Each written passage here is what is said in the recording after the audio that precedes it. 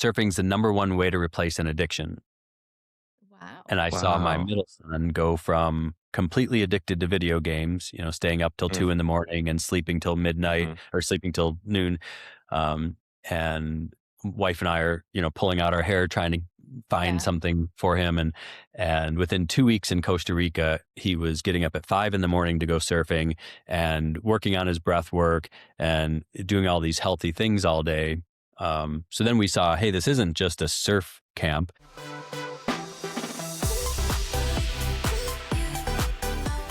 Welcome to The Extraordinary Show. I'm your host, Forbes Shannon. With me, as always, my lovely co-host. Christine Butler. And we are really excited for you to meet our guest today. He has spent decades building companies to build community as a strong force for good. We're going to talk all about him and what makes him extraordinary. Rich Naha. Rich, thanks for being here. Yeah, thanks for having me.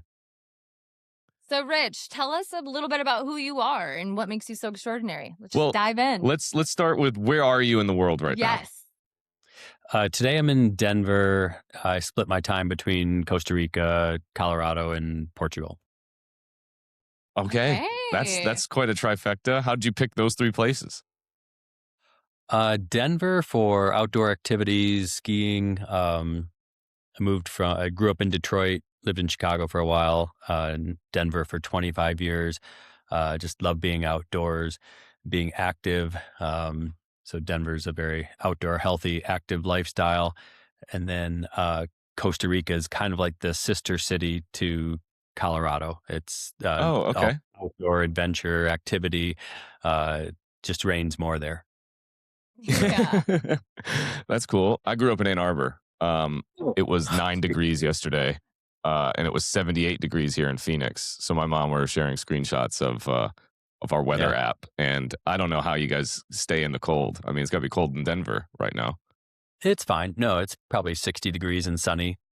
Oh, Okay. amazing. All right. Yeah, There you go. little secret that we try not to share too much. Over 300 days of sunshine in Denver. Wow. So golf courses open all year. People Yeah. outdoors, tennis and shorts, any month of the year. But yeah, I actually Sounds grew like up in it's a Detroit, busy- went to University of Michigan, and Go blue. go blue, and hated the weather. So then moved to Chicago where the weather was even worse. And then Denver for 25 years, but spent a lot of time in Latin America. Oh, cool. How'd you get into Latin America? What brought you there? Initially as a consultant, went to Mexico on a couple-month assignment and stayed 2 years. Later in life, after my third son was born, we had an opportunity to go to Costa Rica. It was in 2006, and went there for a year, and that turned into 3 years. And yeah, just have a huge affinity for the Latin culture and people, and actually a lot of how I ended up wanting to build community.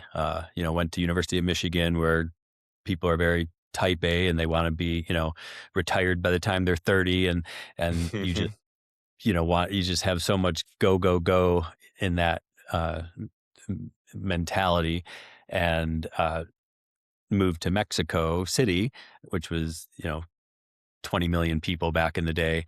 And and people were just super hospitable. They, if you asked somebody for directions, they would walk you there, and you'd say, no, Yeah. you don't need to walk me there. Just point it out. But they would take time out of their day and walk you 2 blocks to make sure that you got where you were going. And, our landlord in Mexico City, we couldn't just slip the rent under the door. We had to go to her apartment and have dinner and do it.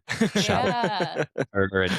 And so it was really the Mexican culture that taught me that that life was about enjoying it and spending time with friends and family. So I came out of college, and it was like I was on a moving sidewalk, and like came off the sidewalk into Mexico, like Yeah. almost like skidding to a halt, saying, "Oh my gosh, you're supposed to enjoy life."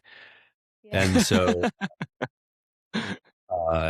so I moved actually back to Chicago after that, and so I started a rent to own program in the Hispanic community, because they typically don't trust banks and they don't trust, Mm. financial people. Mm-hmm. And so I started a rent to own company where we would put about 10% of their rent into an escrow account. And while they're renting from us, we'd help them clean up their credit. We'd explain the benefits of home ownership. And then once they kind of got to the point where their credit was cleaned up, they had enough money in that escrow account, we'd help them buy a house. Mhm. So that company still exists. Um, and so I've just always had an affinity for the Latin culture just because of their sense of community and their pride um, and loyalty. Um, and so currently on the board of the Hispanic Chamber of Commerce, and we just opened a 160,000 square foot cultural center in Aurora, Colorado. That's got Wow. about 200 independent vendors or operators under the roof. And so it's kind of like a Mexican village. It's got a fountain in the middle and 120 vendors and 26 restaurants and a gym and a grocery store and a PlayStation. Um, and so, yeah, it's really the Mexican culture that taught me how Yeah. important community is. And so I've always, from my real estate days uh, to organic food production, I have always tried to kind of build community and treat, employees and customers like they were family. Mm. And so that's kind of been my mantra um, Well, for that's a for great segue. Tell us about Surf Synergy and what you're doing now. Yeah, so Surf Synergy happened because during COVID, I've got 3 sons. They were teenagers, and they were remote schooling. So we went to Costa Rica on vacation Thanksgiving week of 2020, and the kids wanted to learn how to surf. So we walked into a surf shop and bought 5 surfboards, had no idea what we were doing, and took a couple lessons, and definitely found out we had no idea what we were doing. And um, and then I got gout, which is when your big toe gets inflamed and you can't walk for like a week and a half. I was 51 at the time and thinking, oh gosh, the wheels are going to start falling off. And I love to be outdoor and active. And now, Yeah. this thought of having, serious health implications that would slow my lifestyle down Mm. didn't sit well with me. So I hired a woman or met a woman who put me through a 30-day cleanse. And that cleanse was physical, mental. It was yoga, meditation. It was a lot of traditional Chinese medicine and Ayurvedic medicine. And so the first week she started with my root chakra um, and um, fed me foods that associate with the organs of your root chakra, and then did a bunch of wellness treatments that also address those organs and that chakra.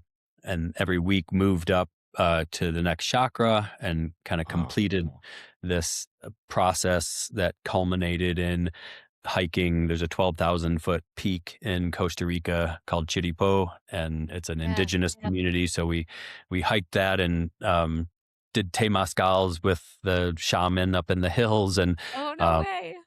and just really showed me this lifestyle that I wanted to live. And so I did that for a month, and then we met a surf instructor. His name's Marcel. He was 6 times Central American champion, stand-up paddle surfer and stand-up paddle racer. Wow. And he brought in a couple other pro surfers to teach us how to surf. And he's meticulous about you being on the right board at the right beach at the right time of day. And most Yeah. people's first experience with surfing is, you go to Hawaii, you stay at a hotel, you say you want a surf lesson. So they send some 22-year-old kid over that doesn't have the Yeah. right board for you, and you go out into the open ocean and get your butt kicked for 2 hours. And Yeah. that's not for me. So that's what the Right. normal experience is. And but Marcel just made sure that we were in set up for success. And so we had success. And then we said, okay, this is fun. and it was COVID, so the kids were remote schooling and we could remote work. So our 1 week vacation turned into 5 months, and we kept layering on these different wellness modalities. We got into the breath work, different kinds of breathing techniques, got our breath holds up to about 4 minutes. And he started taking us free diving and spearfishing and doing the sauna, ice bath, yoga, meditation. And after 5 months, we just kind of put together this lifestyle that my wife and I looked at each other and said, this is how we want to live our life. And we think there's millions of people that also want to live this way. So a property came available. Yeah. And then again, that local community had done so much for us. Our kids literally learned more from Marcel regarding, biology and physics and their body and nutrition and health and than they were learning in school. And so a property was available. So it was pretty simple, 6 little bungalow units and a lobby. And we bought it and said, hey, Marcel, here's a platform for you to take your knowledge and skills to the world, with this group of people that you've, surrounded us with. And we honestly thought the business had maybe a 50% chance of surviving, just because it was a small business and there's lots of surf schools, a lot of competition, there are a lot of yoga studios all over the world. But we figured we could use the property just as our, retirement place if the business didn't make it. But then after about 6 months, the reviews started rolling in and 100% 5-star reviews and people just blown away with the experience. So we remodeled the bungalows. We built out a commercial kitchen and hired a culinary team and then the reviews kept rolling in. So we built an 11,000 square foot villa and built out more of a wellness platform with the contrast therapy, yoga, meditation, more breath work. And we still have 100% 5-star reviews, and Travel and Leisure just named us the #1 destination spa in the world. Wow. Wow. #1 destination spot in the world. Right. And you know what really stands out to me is that you guys say that you had a 50% chance, right? So the risk was there and you still decided to dive into that. Yep. Mm-hmm. So is it something that just like came up to you, or was it like a slow kind of build of maybe we should do this? Or was it just like you looked at each other one day and just said, we're doing it? Yeah, it was about that fast. Yeah? I love that energy. And then we put the property under contract, and I called a friend of mine who is in charge of mental health at Vail Health, the hospital system in Vail, Colorado. And I said, hey, we're thinking about buying the surf camp. And he said, surfing's the #1 way to replace an addiction. Wow. And I saw my middle son go from completely addicted to video games, staying up till 2 a.m. and sleeping till midnight or sleeping till noon. And wife and I are, pulling out our hair, trying to find something for him. And within 2 weeks in Costa Rica, he was getting up at 5 a.m. to go surfing and working on his breath work and doing all these healthy things all day. So then we saw, hey, this isn't just a surf camp. This is really a place for people to heal and learn and grow. And so then that kind of added that extra kind of opportunity to impact that local community and the community at large with these other benefits. So yeah, we took a risk and launched the business and have been, winning awards mostly in wellness, men's health and women's health, travel and leisure. About to have our 3rd article in Oprah magazine and just got featured in Vogue. And it's because people leave with this sense of community and this wellness experience. And so now we're going to expand upon that and offer for sale villas, and we're going to build out a wellness pavilion to be able to offer more wellness modalities and then open those facilities to the local population there in Costa Rica. That's awesome. So you're referring to Chris Lindley, is that correct? Yeah. Mm-hmm. Yeah. Okay. So Aaron also nominated Chris Lindley to be on the podcast. Okay. So the way that this works is you have to be nominated to be extraordinary by someone who's already in extraordinary. So at the end of the show today, Rich, we'll get some people that you want to nominate. But Aaron nominated you, so I kind of want to talk a little bit about how do you know Aaron and what's your relationship been? And yeah, So this is a good one. So I was It flying always down to is with Costa Aaron. Rica. I was flying to Costa Rica, and I uh, sit down in my seat, and then this guy sits down next to me, and he was like kind of furiously reading books and doing research, and I was doing a little bit of work, and then the stewardess comes up to us and kind of broke the ice and was like, "Oh, where are you guys going?" And she's super chatty, and Aaron Bear is sitting next to me, and he says, "Oh, I'm going to Costa Rica. I'm involved with this stem cell clinic in San Jose," and I'm like, "Stem cells?" And so then we talked the rest of the flight, and then actually we're about an hour and no, probably about halfway through the flight, 5-hour flight, and my phone rings, and I see it's Chris Lindley calling, and I'm like, "That's so weird." Like I'm not even like on Wi-Fi. Like what's going on? And I slide the button and I say hello, and Chris. I have a full on conversation with Chris. I'd actually just texted him a book that Aaron had recommended. I was sending it to Chris, and then Chris calls, and I have a 2-minute conversation at 30,000 feet with him, and so then that's how me, Chris, and Aaron all got connected. So very serendipitously on a plane over the Yeah. Pacific. well, and he was going to San Jose to see Governor Ricky Rosselló, who has also been on The Extraordinary. It's funny, we're We're going connecting the through the dots web here. of yeah, Yeah, yeah. tight little community. I Well, like it. exactly. I mean, that's what we're building here. Mhm. Aaron has traveled the world just picking up his little Richards and picking up his, Rickies and just creating this like community where we're just extraordinary and on different levels, right? Like extraordinary Sure. can mean different to other people, right? And so for Mhm. you, it's your sense of risk taking and just wanting to live a life, right? Mm, Wanting to mhm. step off the rat race. We like to say at Extraordinary that we collect extraordinary people, and I think that that's something really unique about life is that you can meet someone and you can collect. I mean, so how does that?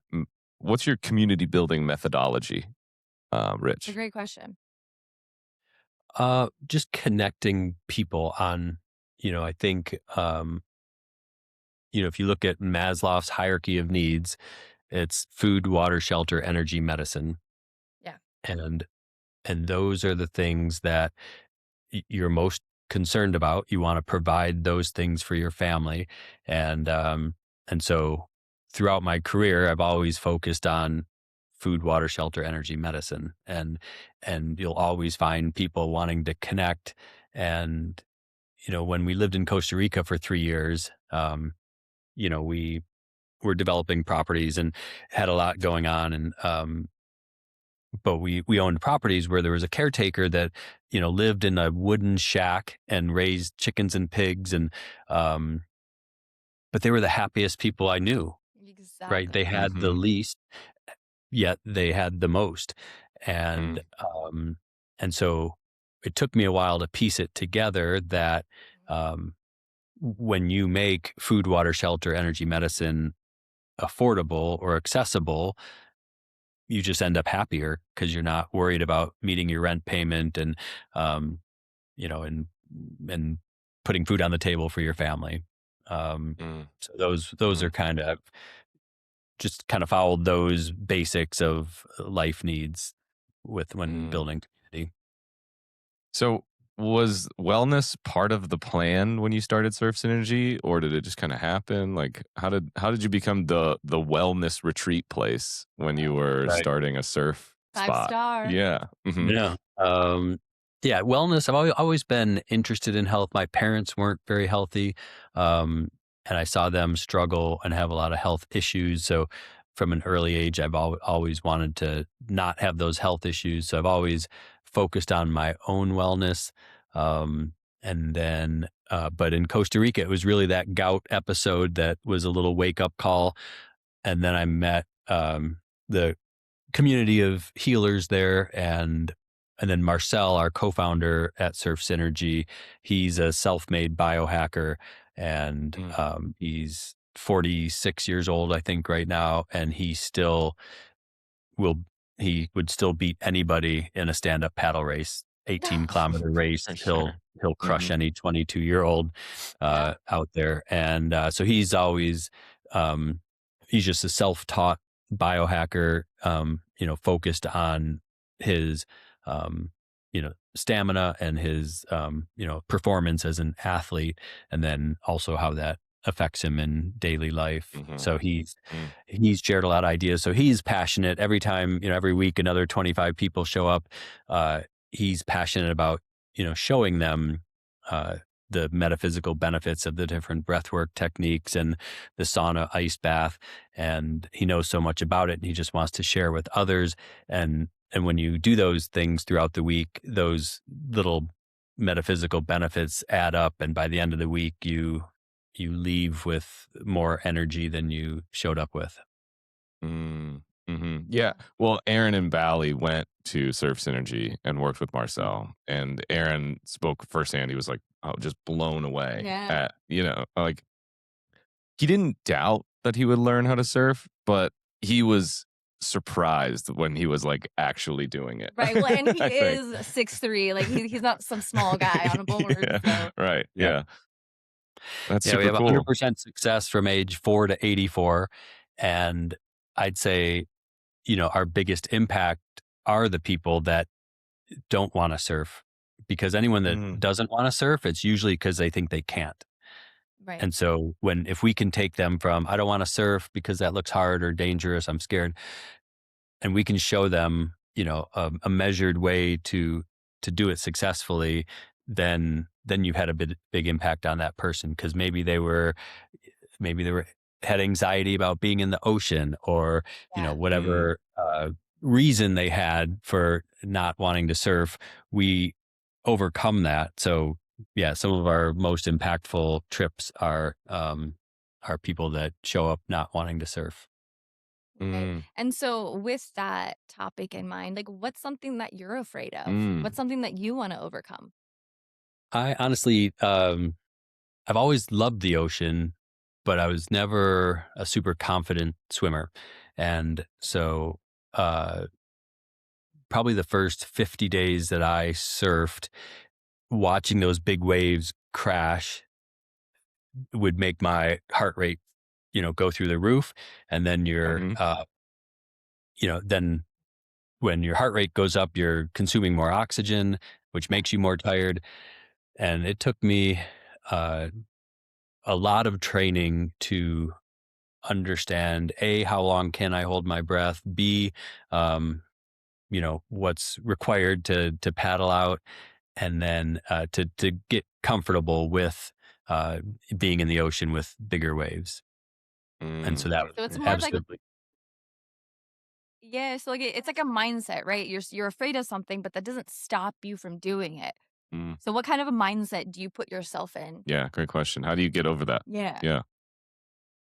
Yeah, it's absolutely addressing that anxiety, and you do a lot of it through the breathing. And it's kind of like some people, if they see a snake, they're terrified, and some people see a snake and say, oh, that's cool. And it's literally just knowing that, and I didn't know, I had to learn this the hard way, but now I get to tell people when they show up at Surf Synergy that, you will get to the point where you will walk into the water with those big waves crashing and say, cool, I get to, apply my skills and empower myself to take control of the situation. For sure. The difference between have to and get to, Right. I think, are super important, Yeah. right? Like, yeah. So it's funny. Is there what I'm afraid of glitter. Sparkleophobia. It's a real thing, dude. Because once you get it on you, you can't get rid No of it. sparkle, huh? Yeah. Interesting. What about you? I think it's more abstract. I'm afraid that I'm not gonna do every single thing I want to do on my bucket list. Oh, you went deep on us. I went deep, yeah, because like I have fear, like skydiving. Aaron and I went skydiving just a month after we met each other, and we were both so scared, but like that was the driving factor in doing it. Mm, Yeah. Mhm. mhm. Yeah. So, And do you surf? yeah, I have surfed, my 13-year-old can do it a lot better than I can, but I'd love to come to Costa Rica and try it. yeah, I Yeah. need to learn how to surf Going. for sure. Yeah. So, as it relates to being a successful entrepreneur and kind of this metaphor you just had about getting in the water, like how do you see those translate into work and business when you're taking a big risk like jumping into the ocean?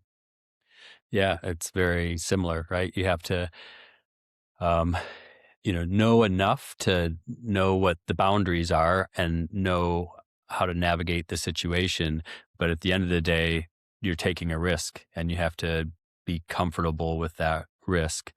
Um, but, like you were just saying, sometimes it is the fear that that causes the reward, right? Like your serotonin and your Mm, endorphins are pumping after you do something scary, which rewards you with that adrenaline.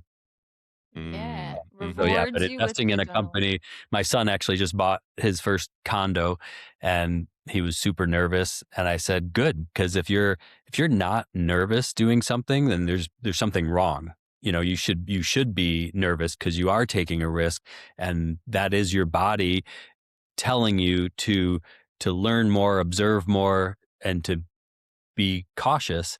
And if your body's not telling you to be cautious when you're taking risks, then there's something wrong, and something bad could happen. So mm, I think after mhm. 30 Yeah. years of investing in real estate and startup companies, um, you know, it, you just get used to taking the risk and knowing that, some things will fail, but, um, you know, sticking, I just stick to my values and do the things the way I think they should be done. And so I've had, more successes than failures. So far. Yeah.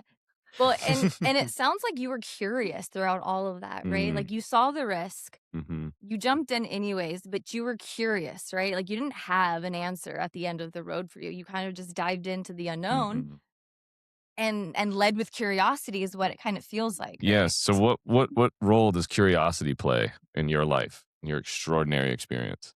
Yeah, huge. And I think it's another reason Synergy is successful is because it wasn't born out of this business plan in a boardroom with a $10 million, marketing budget by, a Right. global wellness hospitality brand. It was literally me and Marcel saying, let's go for it, and starting simple, and then understanding what the guests were appreciating about what we did, and then iterating that back into, the expansion. And so it's still a very, authentic, organic experience. It doesn't feel like, a corporate hospitality brand. It feels like you're going to somebody's house and learning all these amazing things from that those people in that community. It feels human. Yeah, I love Yeah. that. Love Hmm. that. So, Rich, we ask everybody this on the Extraordinary Show. What is next up in your extraordinary journey? So there's two things. I think one is this Eastern medicine meeting Western, right? The Ayurvedic medicine and the traditional Chinese medicine have existed for thousands of years, and they've got a good approach to things. Western people tend to think a lot of it's kind of woo woo or voodoo, or, they don't really trust or believe in it. But Western science and data and AI are helping to put the data and the facts, behind these modalities, like ice baths. Ice baths are the huge rage now. Like Western civilization thinks they figured out, this new wellness treatment of ice baths. Well, they've been doing it in ancient, cultures Yeah. for 10,000 years. Same thing with saunas, right? Like it's, all the sweat lodges and all the indigenous communities around the world, they figured it out, but they just never knew why. because they didn't have the data and the science behind it. They just knew it made you feel better. And so they did it, and they passed that down from, generation to generation. So, this Western data and science, confirming metaphysically why an ice bath is good for you, then is helping people rediscover, these different modalities. And then, the U.S. medical community is predicting that loneliness is going to replace heart disease as the number one killer, We were just talking about and that. that I want to have an impact on that. And I think since I'm, you know, have been, gifted a skill to help build communities, that is the solution. That is the antidote for loneliness. So we're going to keep building communities around the world. Well, our community is so lucky to have you, Rich. Thank you so much for being a part of Extraordinary and for being on the Extraordinary Show. Is there any last little piece of advice you'd like to give to our listeners on how they can be a little bit more extraordinary? Come surfing. It honestly Go is. surfing. It is the Cowabunga. Is that a thing? yeah. So many people think surfing's not for them. We, from age 4 to 84, any body type, any athletic ability, we get everyone surfing. And, when you stand up on that board, your brain releases all the dopamine and the endorphins that, every other addictive activity gives you. And, but the ocean also teaches you, to me, all the 7 virtues, right? Like if you're not a patient person, the ocean's going to help you with that, because you have to be patient. If you're not a very humble person, the ocean's going to fix that real fast. Real quick. And Yeah. so it just level sets people and makes them, you're immersed into nature, which has known, proven, health benefits.